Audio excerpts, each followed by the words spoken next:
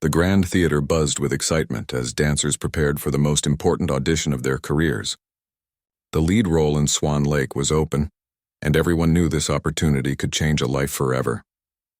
Among the hopefuls stood Victoria Sterling, a tall blonde with sharp features and an even sharper tongue.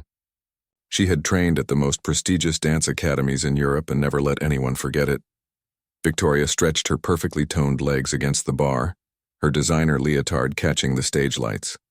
She watched the other dancers with disgust, especially focusing on a quiet woman in the corner. The woman wore a simple black leotard that had seen better days, and her hair was pulled back in a basic ponytail.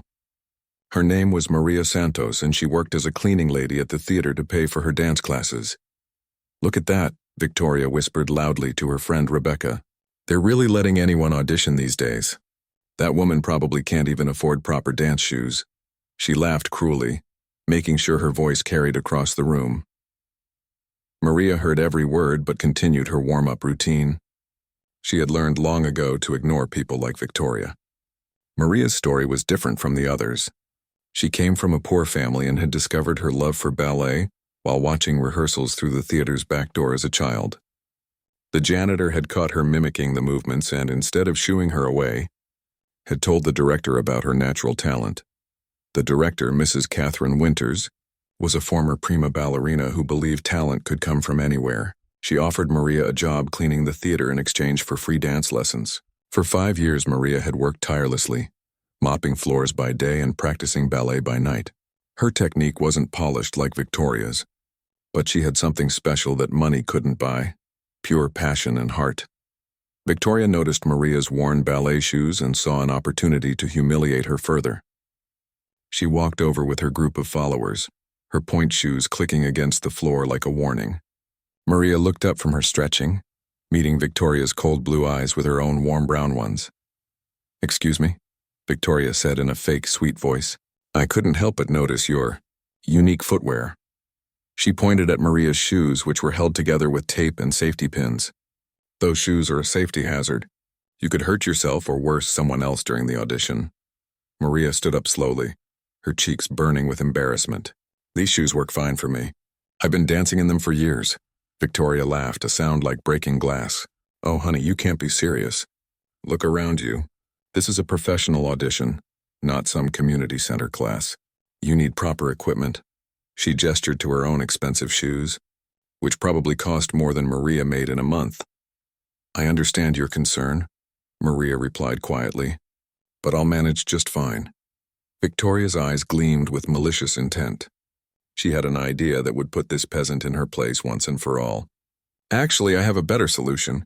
Since you clearly can't afford decent shoes, why don't you help me with mine instead?" She sat down on a nearby bench and extended her leg. "My laces are a bit loose. Would you mind tying them properly? You must have experience with that sort of thing." The room fell silent. Everyone understood what Victoria was really doing. She wasn't asking for help. She was demanding that Maria kneel before her like a servant. It was a power play designed to humiliate and establish dominance. Maria stared at Victoria's extended foot. She could feel the eyes of every dancer in the room watching her. Some looked away in embarrassment. Others whispered among themselves.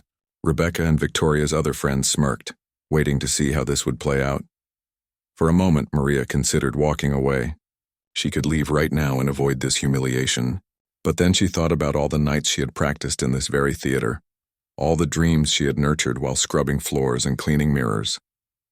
She thought about her mother, who worked 3 jobs to support their family, and her little sister, who looked up to her with such pride. Maria took a deep breath and made her decision. Without a word, she knelt down and began adjusting Victoria's shoelaces. Her fingers worked quickly and efficiently, making sure the ribbons were perfectly aligned and tied with precision. She had done this countless times for other dancers as part of her job, so the task came naturally to her. Victoria's smile widened as she watched Maria kneel before her. This was perfect. Everyone would remember this moment. The arrogant prima ballerina and her humble servant. "Make sure they're tight enough," she commanded. "I can't have them coming undone during my performance." "Of course," Maria replied calmly, adjusting the tension of the ribbons. Her voice showed no anger or resentment, which only frustrated Victoria more. She had expected tears or protests, not this quiet dignity. As Maria worked, she noticed something interesting about Victoria's technique from this angle. The other woman's feet were positioned incorrectly, putting unnecessary strain on her tendons. Her turnout was forced rather than natural, creating tension that would affect her jumps and turns. These were subtle flaws that most people wouldn't notice, but Maria had spent years studying every detail of proper ballet technique. When Maria finished, she stood up and brushed off her knees. There, they should stay secure now. Victoria stood and tested her shoes with a few quick movements. "Not bad for a cleaning lady," she said with false praise. "Maybe you should consider a career in shoe fitting instead of dancing. It might be more suitable for someone of your background." The cruel laughter from Victoria's friends echoed through the theater, but Maria didn't react the way they expected. Instead of looking defeated or angry, she simply smiled and returned to her warm-up. There was something in her expression that made Victoria pause, a quiet confidence that didn't belong on the face of someone who had just been publicly humiliated. Mrs. Winters entered the theater at that moment, her keen eyes taking in the scene. She had heard Victoria's last comment and seen Maria kneeling by her shoes. The director's expression remained neutral, but those who knew her well would have recognized the slight tightening around her eyes. Catherine Winters had built her reputation on recognizing true talent, and she had been watching Maria's progress for years. "Ladies," Mrs. Winters called out, her voice cutting through the chatter. "It's time to begin. We'll start with basic combinations at the bar, then move to center work. I want to see your technique, your artistry, and your passion. Remember, I'm not just looking for someone who can execute the steps perfectly. I'm looking for someone who can make the audience believe in the story." Victoria straightened her shoulders and took her place at the front of the group, confident that her superior training and expensive preparation would easily outshine the competition. She glanced back at Maria, who had taken a position near the back, and felt a surge of satisfaction. The cleaning lady had been put in her proper place. But as the pianist began the opening notes and the dancers began to move, something shifted in the room. Maria's worn shoes and simple leotard seemed to disappear as she transformed into something magical. Her movements were fluid and natural, each gesture flowing seamlessly into the next. While Victoria's technique was precise and calculated, Maria's was intuitive and full of emotion. The real competition was just beginning, and Victoria Sterling had no idea what she had awakened in the quiet woman she had just humiliated. The audition began with basic bar work, and Victoria immediately claimed the front position. She executed each combination with mechanical precision, her years of expensive training evident in every movement. Her arabesque was textbook perfect, her grand battement reached impressive heights, and her port de bras flowed with practiced elegance. She made sure everyone could see her superiority, occasionally glancing at her reflection in the mirror with satisfaction. Behind her, Maria worked quietly at her own pace. Her movements told a different story. Where Victoria's technique was sharp and demanding attention, Maria's was soft and naturally expressive. When she lifted her leg in arabesque, it wasn't just a position but a moment of flight. Her arms didn't just move through port de bras, they painted invisible pictures in the air. Mrs. Winters walked among the dancers, observing carefully. She stopped briefly behind Victoria, noting the technical proficiency but also the rigid tension in her shoulders. When she paused behind Maria, her trained eye caught the subtle details that others missed. The perfect alignment of Maria's spine, the organic way her movements flowed from her center, and the quiet intensity in her eyes that suggested deep understanding of the dance. After 30 minutes of bar work, Mrs. Winters called for center combinations. This was where the real differences would show. Bar work was about technique and strength, but center work revealed artistry, musicality, and the ability to move through space with grace and power. "We'll begin with Adagio," Mrs. Winters announced. "I want to see slow, controlled movements that demonstrate your balance, extension, and artistic interpretation. Remember, this is not just about showing off your flexibility. I want to see story in every gesture." Victoria stepped forward immediately, not waiting to be called. She had prepared an impressive sequence that showcased her high extensions and perfect turnout. Her développé reached her ear. Her balance in arabesque lasted for 8 counts, and her promenade was executed with textbook precision.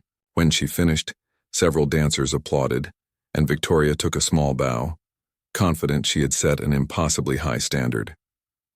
Beautiful technique, Victoria, Mrs. Winters said diplomatically. Very clean and precise. Who would like to go next? Several dancers performed their combinations, each trying to match Victoria's technical display.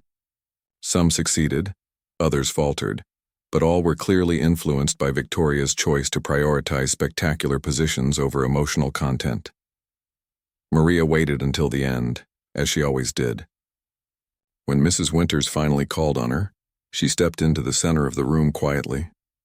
She took a moment to close her eyes and listen to the music in her head, preparing not just her body but her heart. What happened next transformed the entire atmosphere of the room. Maria's adagio was not about impossible extensions or perfect lines. Instead, it was about storytelling through movement. Her développé wasn't as high as Victoria's, but it grew from the floor like a flower reaching toward sunlight. Her arabesque didn't defy gravity, but it suggested a bird taking flight. Every transition flowed like water, and her eyes never lost their connection to some invisible story only she could see. When Maria finished, the room was completely silent. Even Victoria's friends had stopped whispering. Mrs. Winters nodded slowly, making notes in her small leather book. Thank you, Maria. That was quite different. Victoria felt a flicker of unease. She told herself it was ridiculous. Clearly, her technical superiority was obvious to everyone. But something about the way Mrs. Winters was looking at Maria made her uncomfortable. The audition continued with allegro, fast, jumping combinations that tested agility, strength, and the ability to cover space quickly. Victoria excelled here, her jumps explosive and her landings secure. Her tour jeté crossed the entire stage and her assemblies were crisp and clean. She performed with the confidence of someone who had never doubted her superiority. But when Maria's turn came, she brought something different to the same steps. Her jumps weren't as high as Victoria's, but they had a quality of suspension that made them seem to float. Her grand jeté didn't just cross space, and they soared through it with joy. Where Victoria attacked the movements, Maria danced them. By the time they reached the final portion of the audition, a solo piece of the dancer's choosing, Victoria was feeling less secure than when she had started. She had performed flawlessly, better than anyone else in the room from a technical standpoint. But there was something about Maria's dancing that lingered in the air like perfume, making everyone else's work seem somehow mechanical in comparison. Victoria chose a demanding variation from Don Quixote, full of turning sequences and dramatic poses. She executed every step perfectly. Her fouettes were consistent and strong, and her final pose drew impressed murmurs from the other dancers. She was breathing hard but smiling triumphantly as she curtsied to Mrs. Winters. Excellent technical work, Victoria. Your training is evident. Please take a seat. Maria was the last to perform her solo. She had chosen a simple piece from Giselle, the mad scene where the heartbroken peasant girl loses her mind before dying of grief. It was a risky choice because it required tremendous dramatic ability, not just technical skill. As Maria began to dance, something magical happened in the theater. She wasn't performing steps anymore, she was becoming Giselle. Her joy in the opening phrases was so genuine it made people smile. When the betrayal came, her confusion and pain were heartbreaking. The spiral into madness was devastating, and when she finally collapsed in death, several people in the room had tears in their eyes. Victoria watched in growing horror. This wasn't possible. Maria was just a cleaning lady with worn-out shoes and no formal training. How could she make people feel so much with such simple movements? How could she command the stage without relying on high extensions and multiple pirouettes? Mrs. Winters closed her notebook and stood. Thank you all for a wonderful audition. I will post the results tomorrow morning. Please remember that there are many factors that go into casting decisions. Technical ability is important, but it's not the only consideration. The role of Odette requires someone who can make the audience believe in the story of the Swan Queen, her pain, her hope, and her ultimate redemption. After the director left, the dancers began to disperse. Victoria's friends surrounded her, offering congratulations and assuring her that the role was obviously hers. But Victoria felt sick to her stomach. She had been so confident, so sure of her superiority, and now doubt crept in like poison. She watched Maria gathering her things quietly, preparing to begin her evening shift cleaning the theater. The humiliation she had inflicted earlier seemed petty now, almost desperate. Victoria realized she had been trying to diminish Maria because, on some level, she had sensed the threat this quiet woman represented. "Don't worry," Rebecca said, following Victoria's gaze. "There's no way they would give the lead to a janitor. Your technique was obviously superior to everyone else's." But Victoria wasn't so sure anymore. As she left the theater that evening, she couldn't shake the memory of how Maria had made Giselle's death scene feel so real, so heartbreaking. She had spent years perfecting her technique, but she had never made anyone cry with her dancing. She had never made anyone forget they were watching a performance instead of witnessing a real story. For the first time in her life, Victoria Sterling went home feeling uncertain about her future. She had always believed that superior technique and expensive training were enough to guarantee success. But Maria had shown her something that couldn't be bought or taught: the ability to touch people's hearts through movement. That night, Victoria lay awake staring at the ceiling, replaying every moment of the audition in her mind. She thought about Maria kneeling to tie her shoes with such dignity, and she felt ashamed of her cruelty.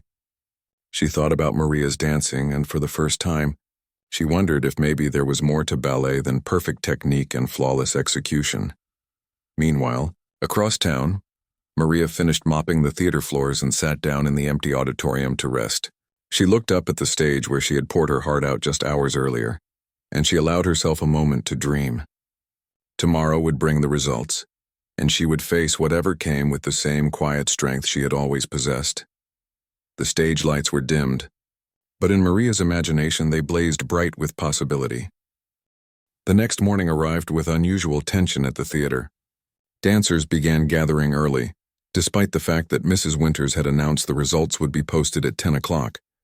Victoria arrived at 8:30, having barely slept the night before. She wore designer workout clothes and carried a cup of expensive coffee, trying to project her usual confidence despite the knot of anxiety in her stomach. Maria was already there, as she had been since 6 o'clock, completing her morning cleaning duties before the announcement. She moved quietly through the theater, dusting mirrors and sweeping stages, her face calm but her hands trembling slightly as she worked. Several dancers nodded to her politely. Word had spread quickly about her remarkable audition performance, and the atmosphere toward her had shifted from dismissive to respectfully curious. As 10 o'clock approached, more dancers filled the lobby.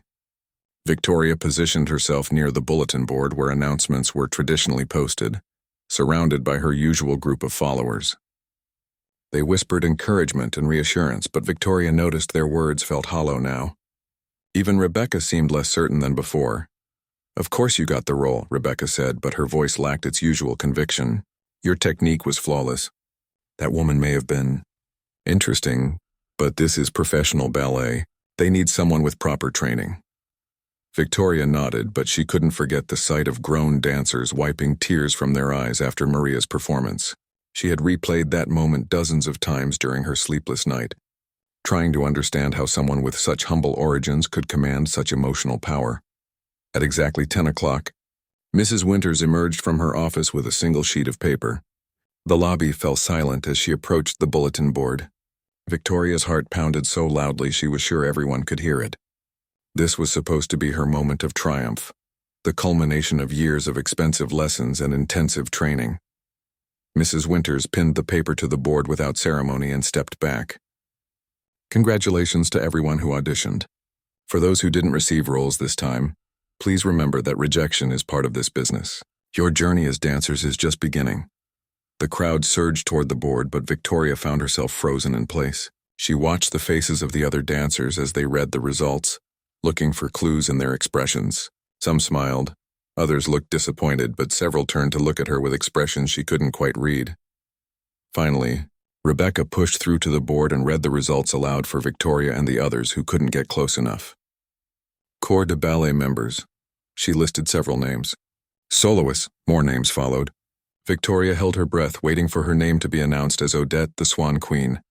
"And the role of Odette will be performed by—" Rebecca's voice trailed off. She turned to look at Victoria with shock and confusion. "Maria Santos."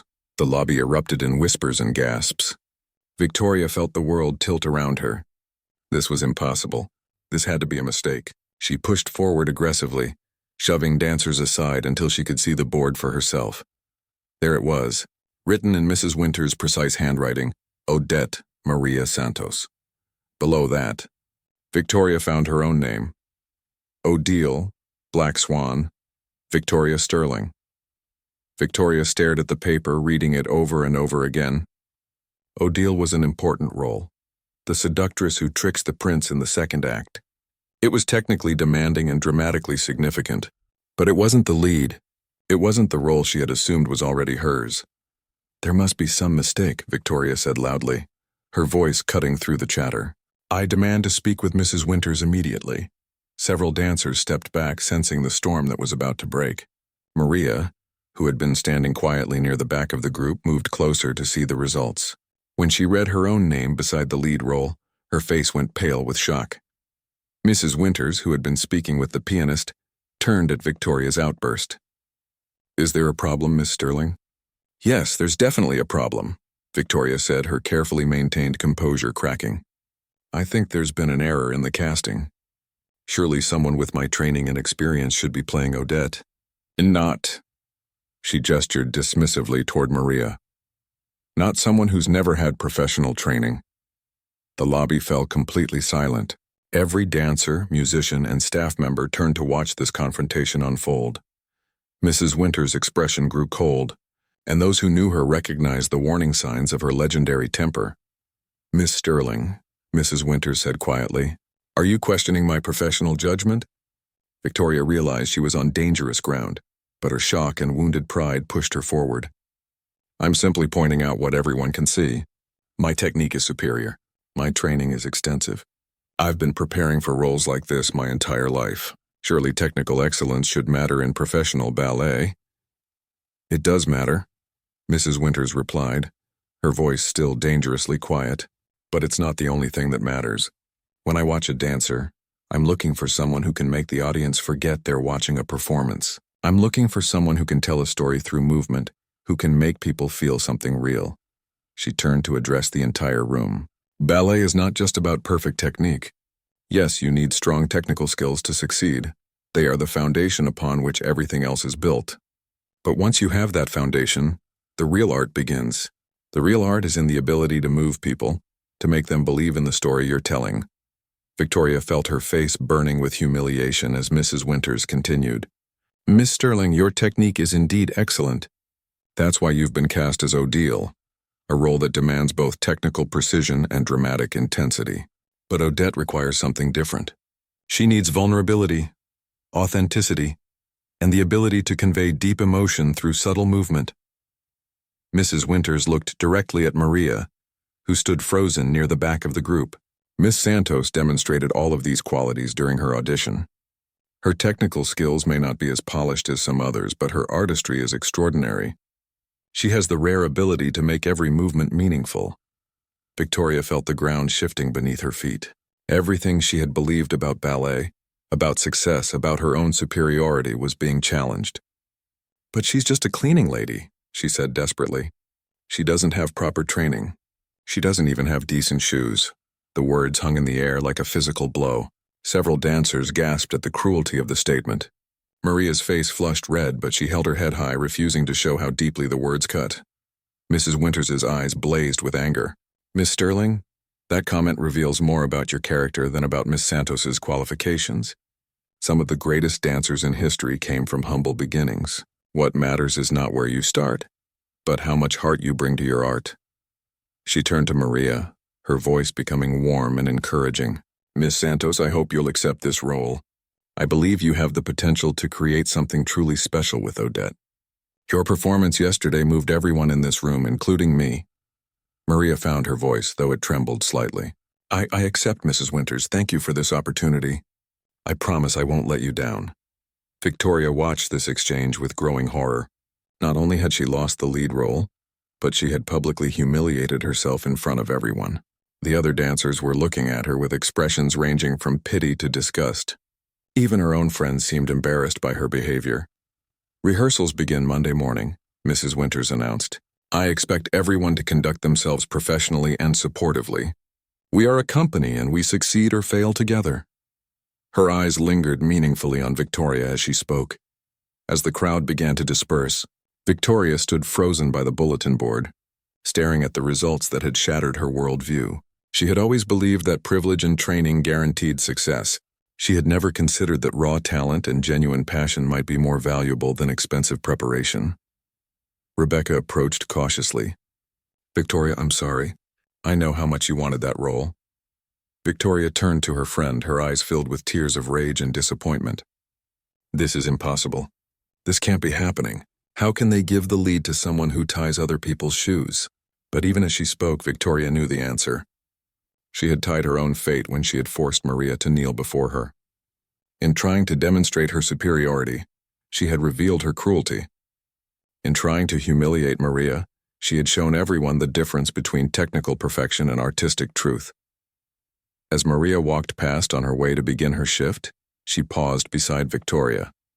For a moment, the two women looked at each other, the privileged dancer who had lost everything she thought she deserved, and the humble worker who had gained everything she had dared to dream.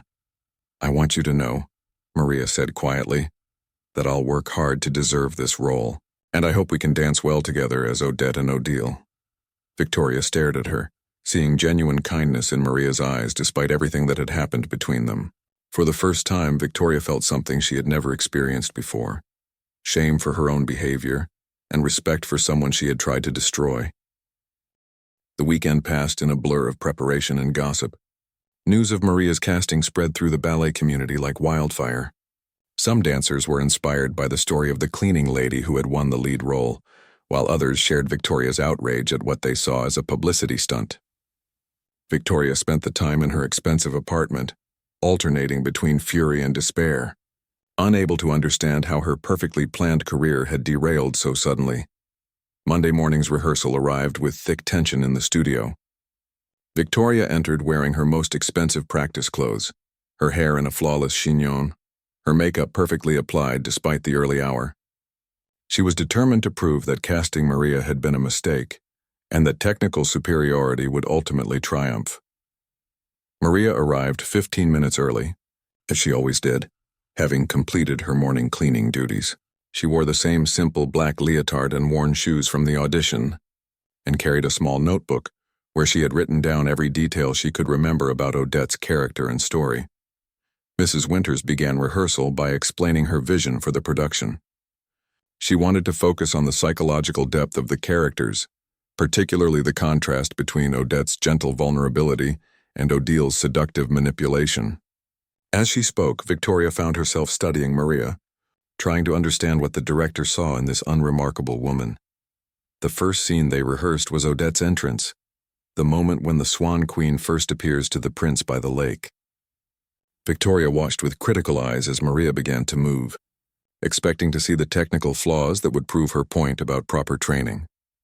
But as Maria transformed into the Swan Queen, something extraordinary happened.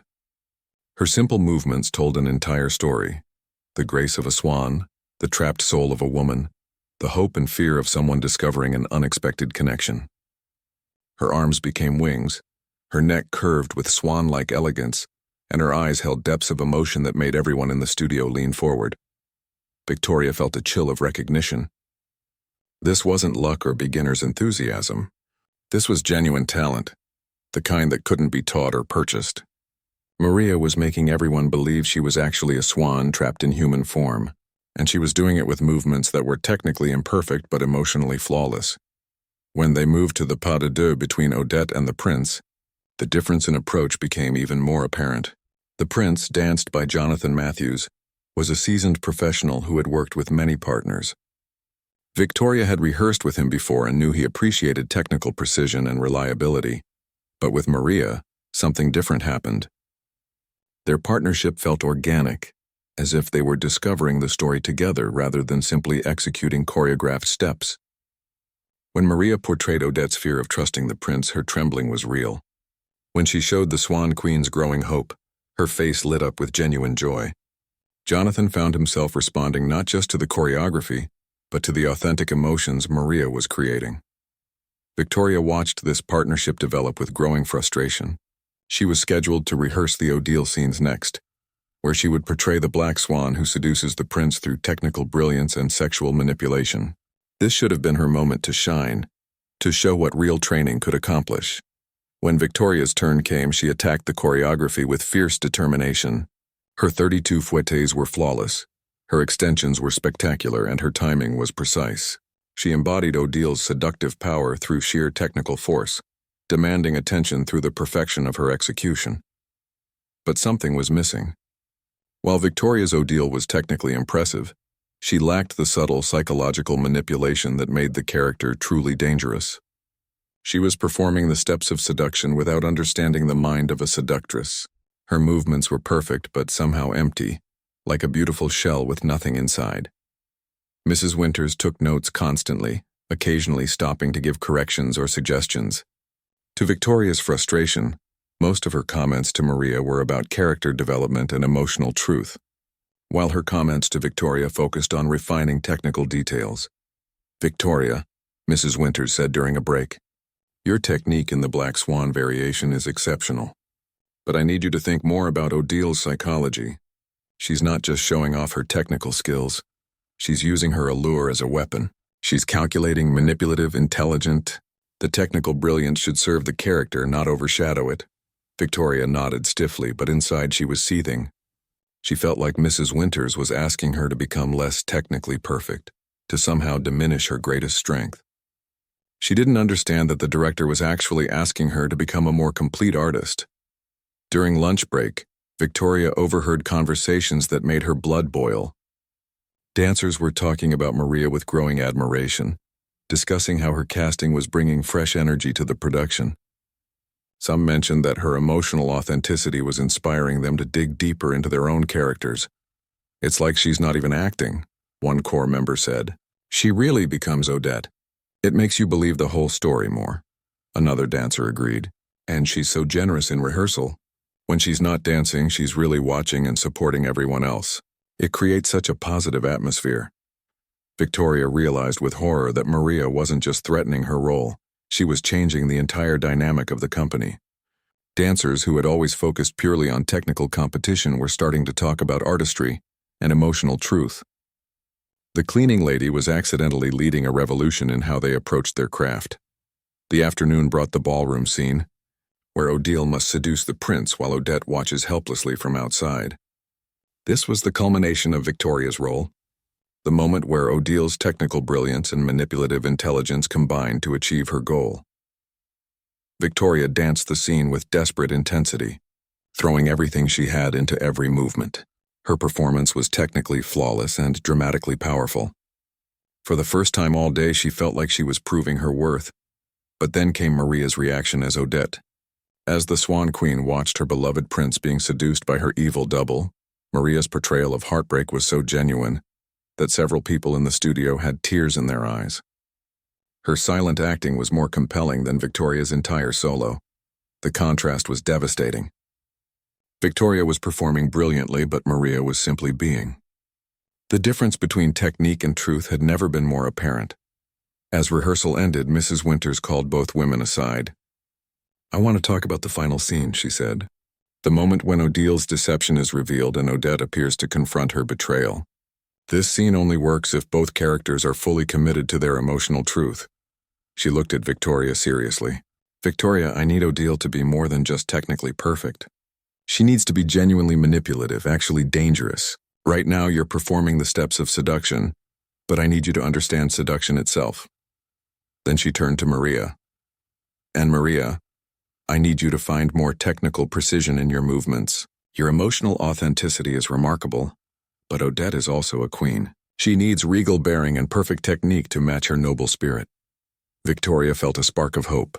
Finally, someone was acknowledging that Maria needed to improve technically. But then Mrs. Winters continued, "I'm arranging additional coaching for both of you. Maria will work with our technique specialist to polish her execution. Victoria, you'll work with our dramatic coach to develop your character work." Victoria's heart sank. The message was clear. Maria's artistry was so valuable that the company would invest in improving her technique, while Victoria's technical skills were already adequate, and her real work was in becoming a more complete artist. As they left rehearsal, Victoria found herself walking beside Maria in the corridor. For a moment, neither spoke. Then Maria broke the silence. "Thank you for what you said during auditions," she said quietly. Victoria looked at her in confusion. "What do you mean?" "When you made me tie your shoes," Maria explained. "It reminded me of something my grandmother used to say, that sometimes when we kneel down, we're actually preparing to rise higher than we ever imagined." Victoria stared at her, realizing that her intended humiliation had actually strengthened Maria's resolve. The cleaning lady had transformed an act of cruelty into a source of inspiration. For the first time since the casting announcement, Victoria wondered if she had been fighting the wrong battle entirely. Maybe the question wasn't why Maria had gotten the lead role, but what Victoria could learn from someone who had turned kneeling into flying. The weeks of rehearsal that followed became a journey of transformation for both women, though neither realized it at first. Victoria threw herself into her dramatic coaching sessions with fierce determination, working with Elena Vasquez, a former principal dancer known for her psychological depth and emotional intelligence. Elena was not impressed by Victoria's credentials or expensive training. During their first private session, she sat Victoria down in the empty studio and asked a simple question that shattered Victoria's confidence. "Tell me about a time when you felt truly powerless," Elena said. "Not professionally disappointed, not frustrated with a role, truly powerless." Victoria sat in silence for several minutes. Her entire life had been built around control, superiority, and getting what she wanted through privilege and skill. She had never allowed herself to be truly vulnerable. I don't understand the question," Victoria finally admitted. Elena nodded knowingly. "That's exactly the problem. Odil's power comes from understanding powerlessness, both her own and others. She knows what it feels like to be desperate, to be overlooked, to want something so badly you'll destroy others to get it. Until you understand that feeling, you're just performing pretty steps." Meanwhile, Maria was working with Marcus Chen, the company's technique specialist. Unlike Elena's psychological probing, Marcus focused on the mechanical aspects of ballet, the precise angles, the muscle memory, the mathematical perfection that creates the illusion of effortless grace. "Your natural sense of movement is extraordinary," Marcus told Maria during their sessions. "But technique isn't just about looking pretty. It's about having the tools to express whatever your heart wants to say.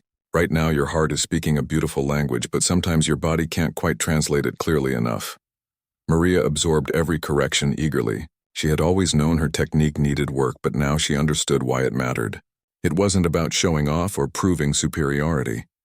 It was about having enough technical freedom to let her artistry soar without limitations. As the rehearsals progressed, both women began to change in ways that surprised everyone around them. Victoria, under Elena's guidance, started to strip away the layers of protection she had built around herself. She began to explore emotions she had spent years avoiding: jealousy, fear, desperation, rage. The transformation was painful but remarkable. Her Odile became genuinely dangerous, not because of her technical perfection, but because of her psychological complexity. She found the hunger beneath Odile's seduction, the calculation beneath her charm, the vulnerability beneath her cruelty. Maria, working with Marcus, began to develop the technical precision her artistry deserved. Her movements became cleaner, stronger, more confident. But rather than making her dancing more mechanical, the improved technique actually freed her emotions to flow more clearly through her body. The other dancers in the company watched this dual evolution with fascination. Some began to see that the old hierarchy based purely on technical training was shifting toward something more complex and interesting. One evening, 3 weeks before opening night, Victoria stayed late in the studio to work on Odile's final scene. She was struggling with a particular sequence where Odile realizes her victory is hollow, that seducing the prince has gained her nothing because love cannot be stolen, only given freely. As she worked, she heard music from another studio and followed the sound. Through the cracked door, she saw Maria rehearsing alone, working on the same scene from Odette's perspective. The moment when the Swan Queen realizes she has lost everything but chooses forgiveness over revenge. Victoria watched, transfixed as Maria danced through the emotional journey of loss, heartbreak, and ultimately transcendence. There was something in Maria's movement that Victoria had never seen before, a quality of surrender that was somehow more powerful than any technical feat. For the first time, Victoria understood what Mrs. Winters had meant about making people believe in the story. Maria wasn't just performing Odette's emotions. She was experiencing them, and her genuine feeling created a magnetic field that drew everyone into the reality of the character. Victoria stepped into the studio, no longer hiding her presence. Maria stopped dancing, slightly embarrassed to be caught in such a vulnerable moment. "Please don't stop," Victoria said quietly. "That was beautiful." The two women stood in awkward silence for a moment. Then Victoria surprised herself by speaking honestly for perhaps the first time in her life. "I owe you an apology," she said. "Not just for making you tie my shoes, but for everything I've thought and said about you. I was wrong." Maria looked at her with gentle surprise. "You don't need to apologize. I understood why you were angry." "No, you don't understand," Victoria continued. "I wasn't just angry about the role. I was terrified. Watching you dance made me realize that everything I thought I knew about ballet was incomplete. You have something I've been trying to buy with expensive lessons and perfect technique my whole life." "What's that?" Maria asked. Victoria struggled to find the words. "Truth. Authenticity. The ability to make people feel something real. I spent so many years learning how to dance perfectly that I forgot why dance matters in the first place." Maria smiled, and for the first time, Victoria saw not a rival, but a fellow artist. "But you're learning now. Your ordeal in today's rehearsal was incredible, scary and beautiful and completely real. You're finding your truth too. Elena says I need to understand powerlessness to play ordeal properly," Victoria admitted. "But I've never let myself feel powerless. I've always fought it with money, training, aggression." Maria nodded thoughtfully. "Maybe that's why making me tie your shoes was so important to you. You were trying to prove you had power over someone else because you were afraid of feeling powerless yourself." The insight hit Victoria like a physical blow. She had been so busy trying to demonstrate her superiority that she had never examined the fear and insecurity driving her behavior. "How do you do it?" Victoria asked. "How do you let yourself be so vulnerable on stage?" Maria considered the question carefully. "I think about my grandmother," she said finally. She cleaned houses her whole life, worked for families who barely saw her as human. But she never let that diminish her spirit. She taught me that there's strength in accepting who you are, even when the world tells you that's not enough. When I knelt to tie your shoes, I wasn't humiliated. I was thinking about all the times my grandmother knelt to scrub floors for people who looked down on her. She did it with dignity because she knew her worth didn't come from their opinion of her." Victoria felt tears welling up in her eyes, another foreign experience. "I've spent my whole life trying to prove I was better than other people. But you're showing me that real strength comes from something completely different." "Maybe," Maria said gently. "We can help each other. You can help me with the technical details I still struggle with, and I can help you find the emotional truth you're discovering." Victoria looked at this woman she had tried to humiliate and destroy, who was now offering friendship and support. She realized that Maria's greatest strength wasn't her dancing, it was her capacity for forgiveness and growth. "I'd like that," Victoria said, and meant it completely. From that night forward, the two women began working together. Victoria shared technical tips and corrections with generosity instead of superiority. Maria helped Victoria explore emotional territories she had never dared to enter. Their partnership transformed not just their own performances, but the entire production. The contrast between Odette and Odile became more nuanced and powerful because both dancers understood their characters from the inside out. Mrs. Winters watched this collaboration with satisfaction. She had seen the potential for this growth from the beginning, but she knew it had to come from the dancers themselves. You couldn't force someone to become a better artist. You could only create the conditions where growth was possible. As opening night approached, both women had become not just better dancers but better people. Victoria had learned that true confidence came from authenticity rather than superiority. Maria had gained the technical tools to fully express her natural artistry. But more importantly, they had both discovered that the greatest performances came not from competition, but from collaboration, with each other, with the story, and with the deepest truths of their own hearts. Opening night arrived with electric anticipation throughout the theater. Critics, donors, and ballet enthusiasts filled the ornate auditorium, many drawn by the unusual story of the cleaning lady who had won the lead role. Some came hoping to witness a triumph of artistic vision over conventional expectations, while others expected to see a publicity stunt collapse under professional pressure. Backstage, the atmosphere was surprisingly calm. Victoria sat in front of her dressing room mirror, applying the dramatic makeup for Odile. Her hands were steady, her breathing controlled. 6 months ago, she would have been consumed with anxiety about proving her superiority. Now she felt centered and focused on serving the story, rather than serving her ego. In the smaller dressing room next door, Maria carefully pinned her hair into the elegant style befitting a swan queen. Her worn practice clothes had been replaced with beautiful costumes, but she still wore the same patched ballet shoes that had carried her through years of dreams. Mrs. Winters had offered to provide new shoes, but Maria had declined, saying these shoes were part of her journey. The first act unfolded like a revelation. Maria's Odette was luminous with vulnerability and grace. Her technical improvements were evident in every line, but the precision served her artistry rather than overshadowing it. When she portrayed the Swan Queen's first encounter with the prince, the audience leaned forward as one, drawn into the magic of the story. Victoria watched from the wings during Maria's scenes, no longer studying her rival for weaknesses, but admiring the growth they had both achieved. Maria's performance had a quality of inevitability. Every gesture felt exactly right, as if the character were discovering herself through the movement. When Victoria made her entrance as Odile in the second act, the energy in the theater shifted dramatically. Gone was the technically perfect but emotionally hollow performer. In her place stood a dangerous seductress who commanded attention through psychological complexity, rather than mere virtuosity. Victoria's Black Swan variation was technically flawless, but more importantly, it was dramatically compelling. Each fouette wasn't just a display of skill but a weapon of seduction. Her extensions weren't just high but calculated to devastate. The audience watched in fascinated horror as she wove her web around the prince. But the most powerful moment came in the final act, when Odile's deception is revealed and she faces Odette directly. The two women, who had begun as bitter rivals, now danced together with a chemistry born of mutual respect and shared growth. Victoria's Odile showed not just anger at being thwarted, but a flicker of something unexpected, admiration for Odette's capacity to choose love over revenge.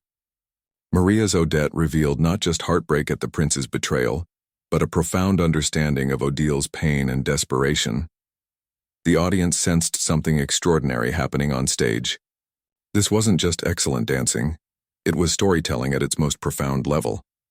The two dancers had found a way to make an old fairy tale feel urgently contemporary, speaking to timeless themes of authenticity versus artifice, love versus possession, forgiveness versus revenge.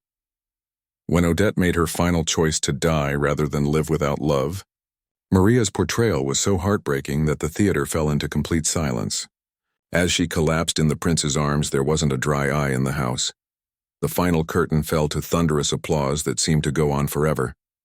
The audience rose to their feet as one, cheering not just for excellent technique but for being moved, transformed, reminded of why ballet mattered. When Maria took her solo bow as the lead, the ovation reached a crescendo that shook the building, but she immediately gestured to Victoria, bringing her forward to share the moment. The image of the two women holding hands and bowing together became iconic, the symbol of how art could transform rivalry into collaboration. In the wings, Mrs. Winters wiped tears from her eyes. She had directed hundreds of productions, but this felt different. She had watched two dancers become artists, had seen them discover that their greatest strength lay not in defeating each other, but in elevating each other. After the curtain calls, the dressing rooms buzzed with congratulations and flowers. Critics who had come expecting to write skeptical reviews found themselves searching for words to describe what they had witnessed. The consensus was unanimous. This had been something special, a performance that reminded everyone why they had fallen in love with ballet in the first place. Victoria sat in her dressing room, still in costume, surrounded by flowers and cards. But the praise that meant the most came from an unexpected source. Her parents, who had attended the performance, knocked on her door. "We're proud of you," her father said simply, "not just for your dancing, but for who you've become." Her mother hugged her gently. "We could see the difference tonight. You weren't just performing. You were sharing something real with us." In Maria's dressing room, her own family crowded around her with tears of joy. Her mother, who had cleaned houses for 30 years to support her daughter's dreams, held her tight. "You did it, mija," she whispered. "But more than that, you stayed yourself through it all." Maria's little sister, wide-eyed with wonder, asked, "Does this mean you don't have to clean the theater anymore?" Maria laughed. "Actually, I think I'll keep doing both for a while. This theater has been good to me. I want to give back." Later that night, after the last well-wisher had gone home, Victoria and Maria found themselves alone in the empty theater. They sat together on the stage where they had just triumphed. Still in their costumes, the stage lights dimmed to a warm glow. "I keep thinking about that day when I made you tie my shoes," Victoria said. "It seems like a lifetime ago." "It was a lifetime ago," Maria replied. "We're both completely different people now," Victoria nodded. "I thought success meant being better than everyone else, but tonight I realized that the best performance of my life happened when I was working with you, not against you." "You know what I learned?" Maria said. "When I knelt to tie your shoes that day, I thought I was being diminished. But really, I was being prepared. Sometimes we have to kneel before we can soar." They sat in comfortable silence for a moment, looking out at the empty seats that had been filled with people they had moved to tears just hours before. "What happens now?" Victoria asked. Maria smiled. "Now we get to dance together again tomorrow night. And the night after that. And we get to keep growing, keep learning, keep becoming better artists and better people." Victoria felt a warmth in her chest that she had never experienced before, the satisfaction that came not from defeating an opponent but from finding a true partner in art and in life. Outside the theater, the city went about its late-night business, unaware that in one small building, two women had discovered something that would change not just their own lives, but everyone they touched. They had learned that the most beautiful performances came not from perfection, but from truth. Not from superiority, but from vulnerability. Not from isolation, but from connection. As they finally left the theater that night, Maria and Victoria walked side by side. Their rivalry transformed into something far more powerful, a friendship forged in the crucible of art, strengthened by mutual respect, and destined to create beauty that neither could have achieved alone. The theater lights dimmed behind them, but the glow of their achievement would last forever. They had proven that in ballet, as in life, the greatest victories come not from standing above others, but from lifting each other up to heights that none could reach alone. The cleaning lady had become a swan queen. The arrogant ballerina had become a true artist. And together, they had reminded the world that magic happens when we choose growth over pride, collaboration over competition, and authentic truth over perfect facades. Their story would be told for years to come, inspiring countless dancers to remember that technique without heart is empty, but heart with growing technique can move the world.